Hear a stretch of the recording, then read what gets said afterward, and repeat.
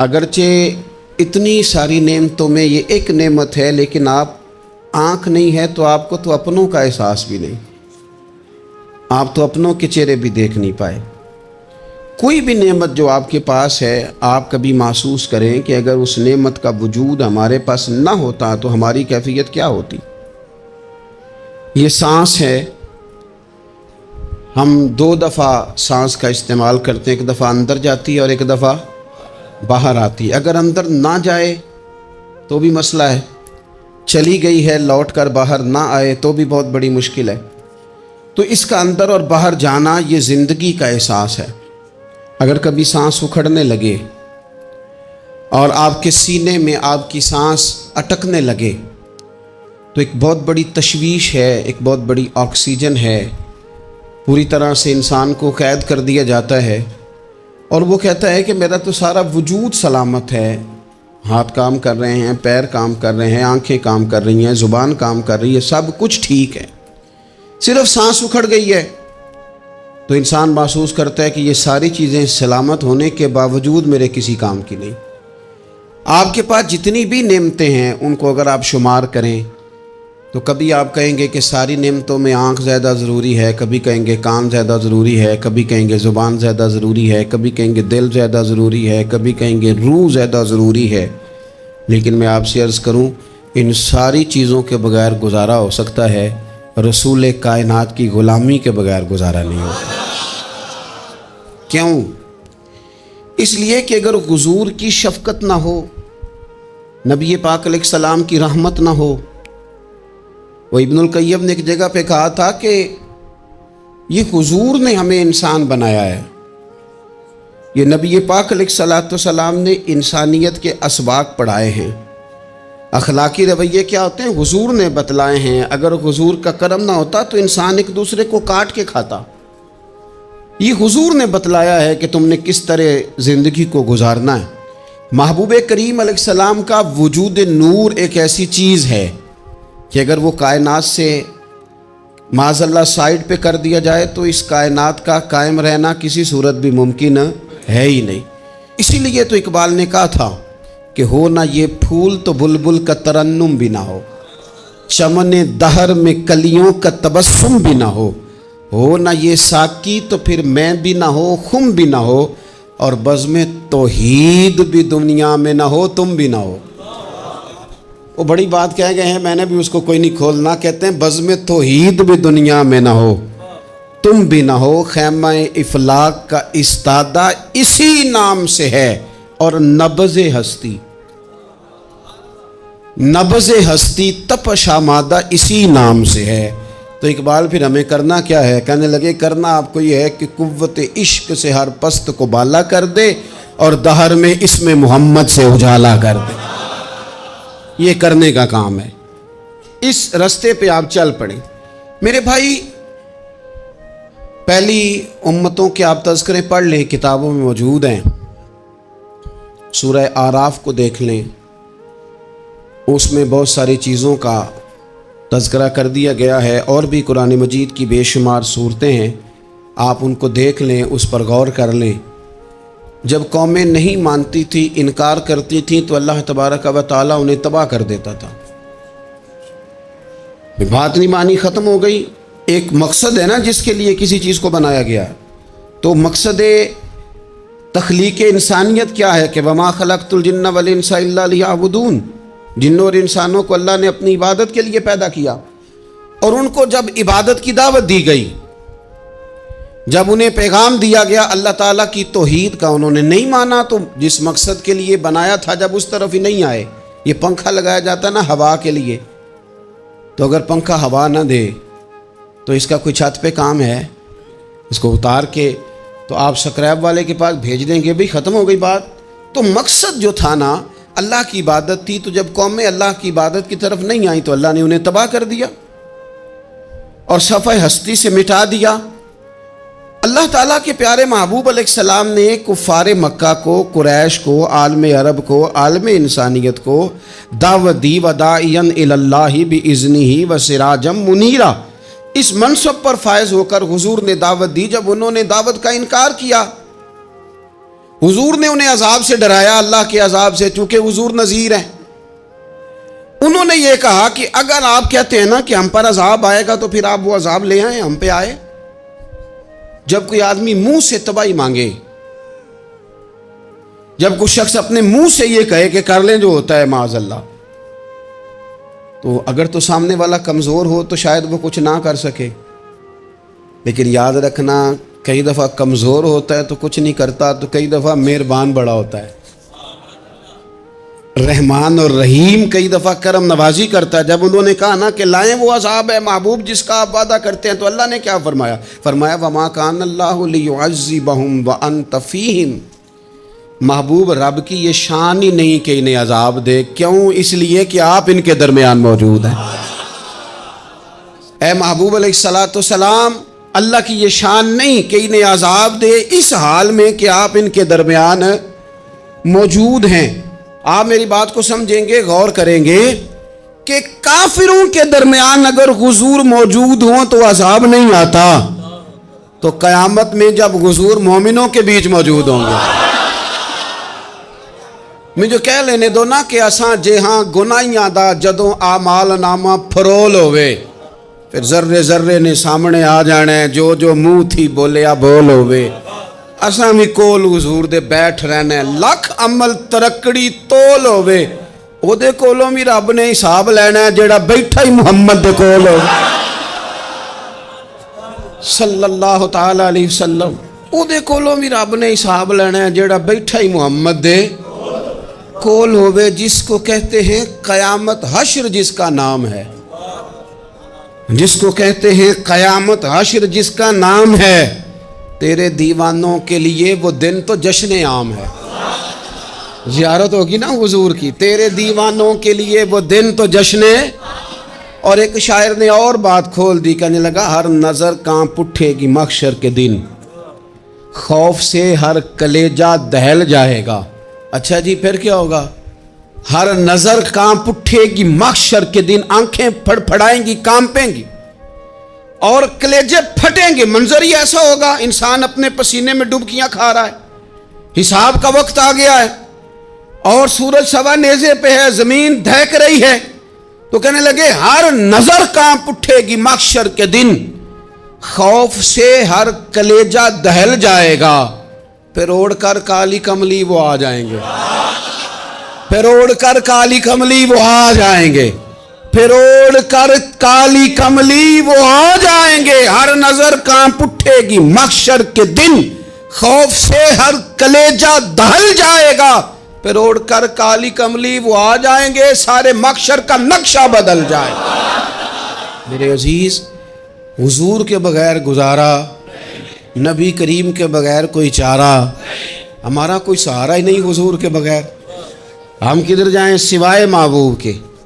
اس لیے نا صحابہ اس بات پر مطلع ہو گئے تھے، وہ نا بڑی بڑی دھیمی دھیمی باتیں پوچھتے رہتے تھے، اطلاع مل گئی تھی نا کہ اصل کرنا کیا ہے، تو جو رازدار لوگ ہوتے ہیں نا وہ پھر دھیمے دھیمے راز کی باتیں کرتے ہیں۔ حضرت انس بن مالک حضور کے خادم تھے، اماں نے دے دیا تھا حضور کی بارگاہ میں، کہتے ہیں میں 10 سال مدینے میں حضور کی نوکری کرتا رہا، تو قریب سے دیکھا تھا نا سارا کچھ، بہت ساری احادیث ان سے مروی ہیں، بڑی چیزوں کو دیکھا تھا، تو اب سیانے ہو گئے، باتیں سمجھ گئے، قریب رہنے والے لوگ تو قربان پچھانن والے ہیں، تو گل جان گئے گل کھول دے نہیں، تو قریب پہنچ گئے تھے نا، تو سمجھ آ گئی تھی بات کی۔ تو ترمذی میں موجود ہے، ایک دن حضور سے پوچھتے ہیں یا رسول اللہ قیامت والے دن آپ کو کہاں تلاش کروں؟ یعنی حضور علیہ السلام سے پوچھتے ہیں حضور میں نا قیامت والے دن، بھئی بات تو یہ نا کہ اعمال ٹھیک کیے جائیں، معاملات پر توجہ دی جائے، عبادات کا خیال کیا جائے، جو ہمارے ذمہ ڈیوٹیاں ہیں وہ پوری کی جائیں، تو وہ کہتے ہیں حضور وہ قیامت والے دن کہاں تلاش کروں؟ تو حضور نے بھی نہیں فرمایا کہ تو اعمال ٹھیک کر، مجھے ڈھونڈنے کی کیا ضرورت ہے، کہاں ڈھونڈوں؟ تو حضور فرمانے لگے مسکرا کے فرمانے لگے، چونکہ قربان پچھانن والے ہیں، تو اے گل جان گئے گل کھول دے نہیں۔ حضور علیہ السلام سے کہا یا رسول اللہ میں نہ قیامت والے دن کہاں تلاش کروں؟ تو حضور فرمانے لگے حوض کوثر پہ، یا رسول اللہ وہاں کیا ہوگا؟ تو فرمایا امت پیاسی آئے گی تو میں جام بھر بھر کے پلاؤں گا، میں جام بھر بھر کے پلاؤں گا۔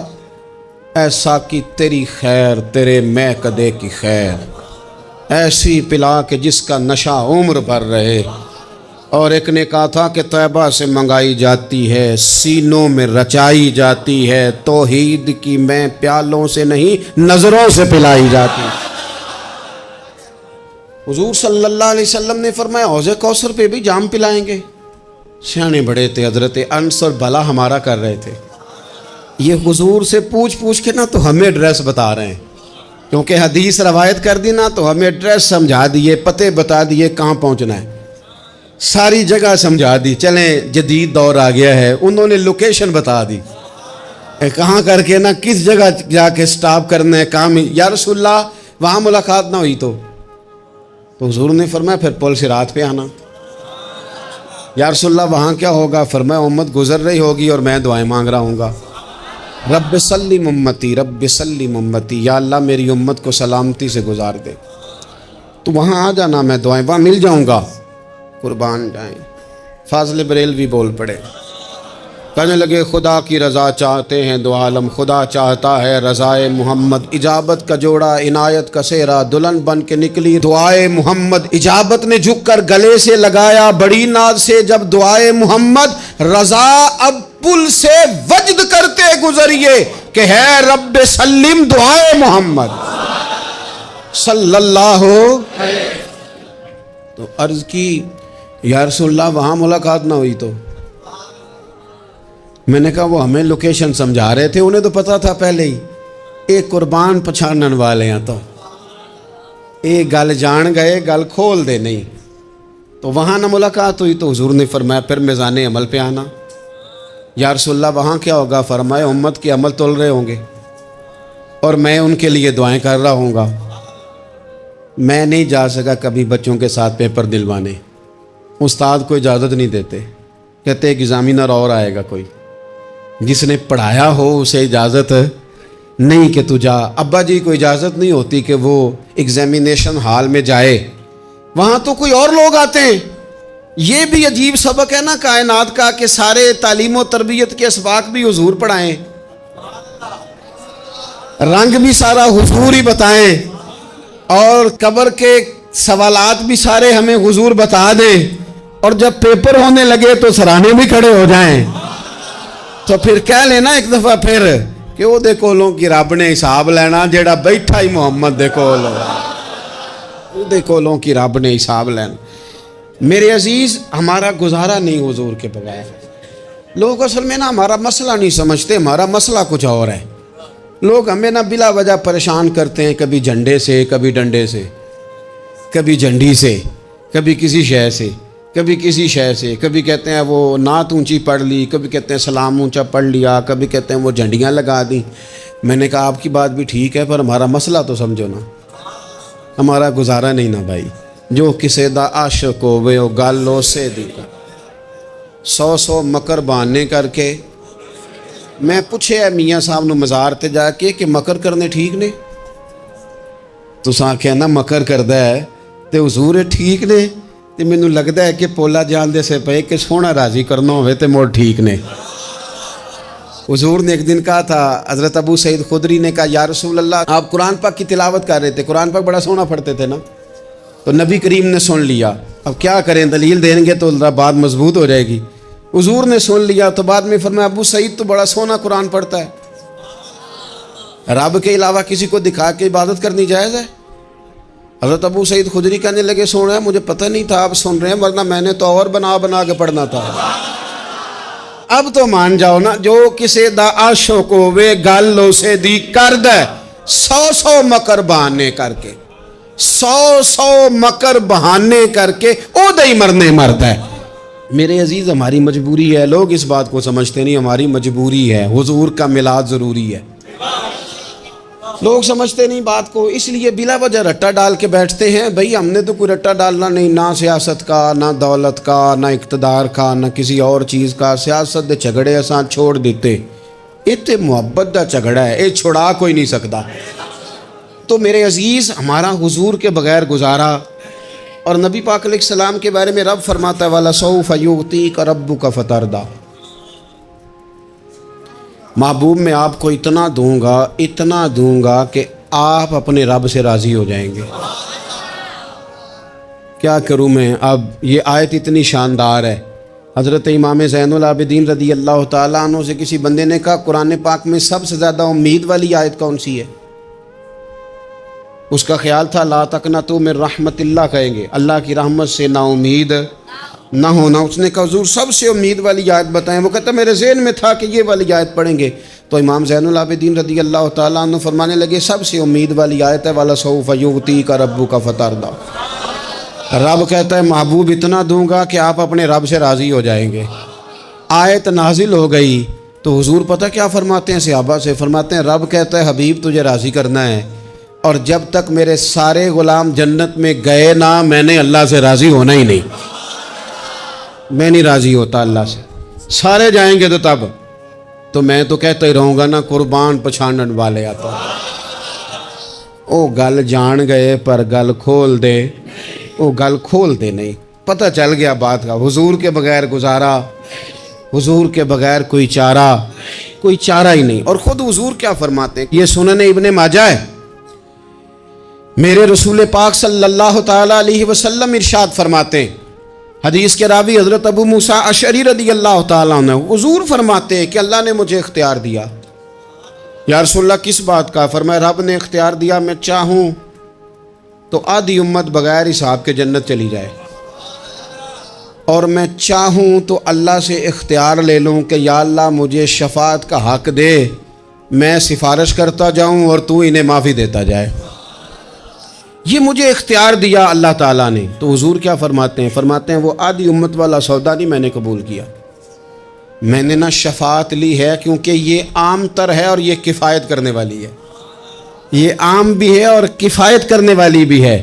اور حضور نے یہ لفظ کہے، یہ سنن ابن ماجہ کتاب الزہد دیکھیے گا، اس میں روایت مل جائے گی۔ حضور فرماتے ہیں یاد رکھو تمہارا کیا خیال ہے کہ میری یہ شفاعت پرہیزگاروں کے لیے؟ خود جملہ استفہامیہ سے بات کرتے ہیں، تمہارا کیا خیال ہے کہ میری یہ شفاعت جو قیامت میں سفارش کروں گا تو پرہیزگاروں کی کروں گا؟ حضور فرماتے ہیں نہیں، میں قیامت میں گناہ گاروں کی سفارش کروں گا، میں گناہ گاروں کی سفارش کروں گا، گناہ گاروں کے لیے عرض کروں گا اللہ کی بارگاہ میں۔ کچھ دن پہلے میں کہیں پڑھ رہا تھا کسی کا مضمون، اس نے تشبیہ کس طرح کی دی ہے مجھے پتہ نہیں، لیکن لکھ دی بات، کہنے لگے ایک وکیل ہوتا ہے ایک شفیع ہوتا ہے، ایک وکیل ہوتا ہے ایک، حضور وکیل نہیں ہمارے، حضور ہمارے شفیع ہیں، شفاعت کرنے والے ہیں۔ وکیل یہ کہتا ہے جج صاحب سے کہ یہ جس کا میں وکیل ہوں نا اس نے نا غلطی کوئی نہیں کی، اسے معاف کر دیں۔ وکیل یوں بحث کرتا ہے، کہتا ہے اس نے کیا ہی نہیں، جرم معاف کرے۔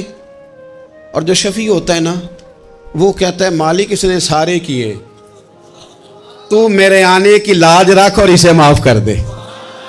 یہ وکیل اور شفیع کا یہ فرق ہوتا ہے کہ شفیع کہتا ہے سونیا سارے کیے ہیں، بڑے بڑے پاپ کیے ہیں، پر میں جو آ گیا ہوں تو مہربانی کرنا معافی دے دے۔ میرے عزیز حضور کے بغیر کہیں بھی گزارا نہیں ہے۔ ہم نے نا جب یہ بات سمجھ لی، اور پتہ ہے نبی کریم صلی اللہ علیہ وسلم نے آگے بڑھ کے خود بھی کئی مقامات پر اس بات کو کھول کر مختلف انداز میں بیان کیا۔ حضرت عبداللہ ابن عباس رضی اللہ تعالیٰ عنہ کی روایت آپ دیکھ لیں، یہ آپ کو مستدرک میں ملے گی۔ حضور صلی اللہ علیہ وسلم فرماتے ہیں قیامت کے دن اللہ تعالیٰ انبیاء کے لیے نور کے ممبر بچھائے گا، ہر نبی ممبر پہ بیٹھ جائے گا، ہر پیغمبر علیہ السلام اپنے ممبر پہ جلوہ فروز ہو جائیں گے، ہر پیغمبر۔ لیکن حضور فرماتے ہیں میرا ممبر خالی ہوگا۔ یا رسول اللہ صلی اللہ تعالیٰ علیہ وسلم آپ کا ممبر کیوں خالی ہوگا؟ حضور فرماتے ہیں میں ممبر چھوڑ کے رب کی بارگاہ میں کھڑا ہو جاؤں گا، اور اس ڈر سے کھڑا ہو جاؤں گا کہیں ایسا نہ ہو کہ میں جنت میں چلا جاؤں اور میری امت رہ جائے۔ میں اپنی امت کی سفارش کروں گا، رب میری امت کی سفارش قبول کرے گا۔ فرماتے ہیں میں اتنی سفارش کروں گا کہ جہنم کا دروغہ مجھ سے کہے گا کہ محبوب کمال ہو گئی، آپ نے تو اپنا کوئی غلام دوزخ میں رہنے نہیں دیا۔ سارے آپ نے نکال دیے۔ کسی شاعر نے بڑی خوب بات کی تھی، اس نے کہا تھا کہ یاد رکھو قیامت کا جو دن ہے نا، یہ قیامت کا دن دراصل ہمارا وقت ہوگا خاص، جب ہم نبی پاک صلی اللہ علیہ وسلم کی بارگاہ میں جائیں گے تو ہمیں سمجھ آ جائے گی کہ دنیا میں ہم نے کئی دوستیاں لگائی تھیں پر جھوٹی لگا بیٹھے، ایک دوستی سچی ہے جو مدینے والے کی ہے۔ وہ کہتے ہیں محمد بوٹیا جھوٹا ہی جاگ سارا، اے سچیاں مدینے والے دیاں یاریاں، سچیاں مدینے والے دیاں۔ تو نبی پاک صلی اللہ علیہ وسلم کے بغیر نہ دنیا میں گزارا ہے، نہ قبر میں گزارا ہے، نہ آخرت میں گزارا ہے۔ اب ایک سبق ہے، وہ سبق بھی آپ نے ضرور یاد کرنا ہے۔ جس شخصیت کے بغیر ہمارا گزارا نہیں، نہ قبر میں، نہ حشر میں، نہ پل صراط پہ، نہ میزان عمل میں، نہ حوض کوثر پہ، تو ہمارا ان کے بغیر دنیا داری میں گزارا کیسے ہو جاتا ہے؟ ہمارا تجارت بھی حضور سے سیکھیں، گھرداری بھی حضور سے سیکھیں، شادی بیاہ کے طریقے بھی حضور سے سیکھیں۔ جب گزارا نہیں حضور کے بغیر تو پھر زندگی کے سارے سلیقے حضور سے سیکھیں۔ پھر ادھر ادھر جانے کی ضرورت ہے، حضور کی سیرت کو پڑھیں، سوانے کو پڑھیں، حیات مبارکہ کا مطالعہ کریں۔ یہ جو ہم میلاد کا جلوس لے کے نکلتے ہیں نا، جب ہم نے نا بہت ساری چیزوں کو سطحی سا سمجھ لیتے ہیں معاذ اللہ بعض اوقات۔